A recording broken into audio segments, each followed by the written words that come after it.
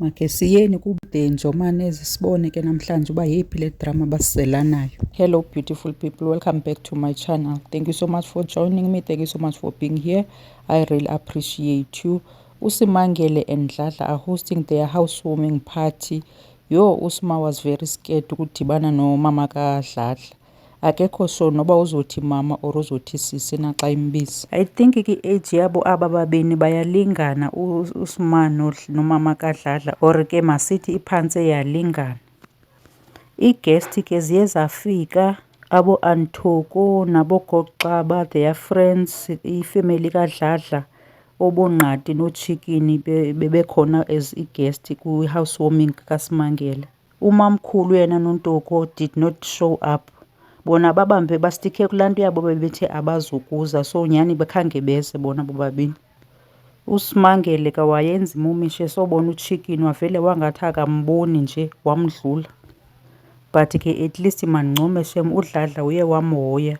Unesibindi ke phofu naye lo Tshikini cause uyabona uba kutense yonke into nje ayidibana, umama akakamthethisi kodwa uredi uthi yena ufuna ulala. Hayibo, hamba Tshikini, give her some space.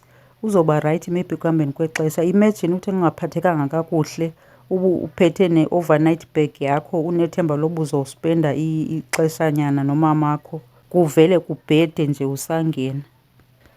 Hayi, uNtokozo uzohleka shem, cause nam bendingahleka. Imagine uFostele uye epatini ebesigqibile uba masingayi kuyo, wena uFostele uye ogqiba ungamkeleki. I-relationship kaSimangele ke nosista wakhe ayikho right nje at all. I feel iyadingwa nje ukulungisa ifemeli, ifaneleke izame ubadibanisa, ibahlalise phantsi, bazame nje ulungisa into zabo. Ayibukeki le ye-sisters ezingavaniyo. Ndoyikisela into enye because abantwana nabo bazawuthi xa bazayingena le fight yabo, and ke ekuhambeni kwexesha xa benabo abantwana abo bathe bayingena, akuzuba lula uba mabaphinde bayilungise seyingenwe nangabantwana. Ininzi ke into yakwaNjomani, kusoze kungabikho nje idrama. Kukho nento eqhumayo ngoku, indaba eqhumayo yoba uSimangele nguye owabulala umama wakhe. Umntana umama uzambulalela ntoni na bethuna? Nisuka phi na le nto ngoku ivelayo? Mabakhe bazame bahlale phantsi benina nabantu abadala bayilungise le into. Izonichithela nje ifemeli le, mayiyekwe, and mabamyeke umama wabo naye alale. Ayidingeki nje yonke le idrama bayiqalayo. Uphinde athi uSimangele ngapha umamkhulu noNtoko baya kugobela wakhe bayokwenza whatever babeyoyenza.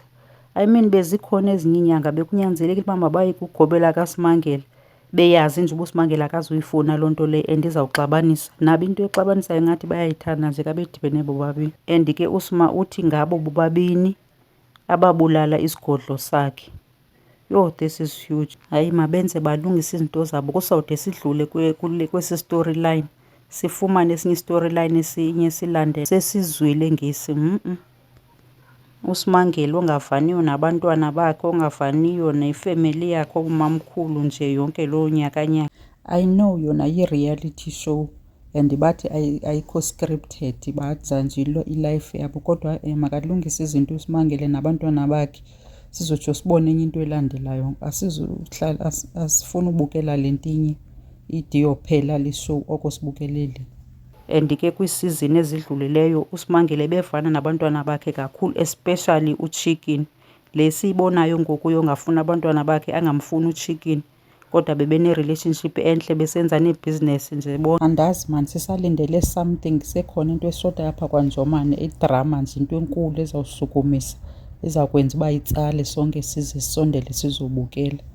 Ngoku andiyazi uba kwenzeka ntoni. Umdla woyibukela uyusehla kancinci kancinci, but andiyazi. Bendithe ndiyinika itshansi ke le ishow. Ii-reviews ndizazenza every week Tuesdays xa idlala.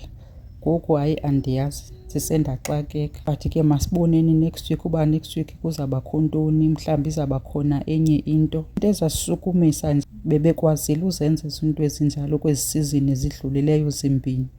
Hence ke mna ndisithi mabazame balungise i-relationship yabo. Mhlawumbi xa seyilungile le relationship nabantwana sawutsho sibone enye into interesting eza kwenzeka after that. Andazi ke nina ke nibona njani. Okay guys, thank you. Le video mandiyibeke apha namhlanje ndingayidragi ndibe ndiyitsala ibende. Do not forget to subscribe if you haven't subscribed yet. Here we do reviews on trending TV shows, movies or trending stories. Join us so that you don't miss out. Till next time, thank you so much for watching. Bye bye.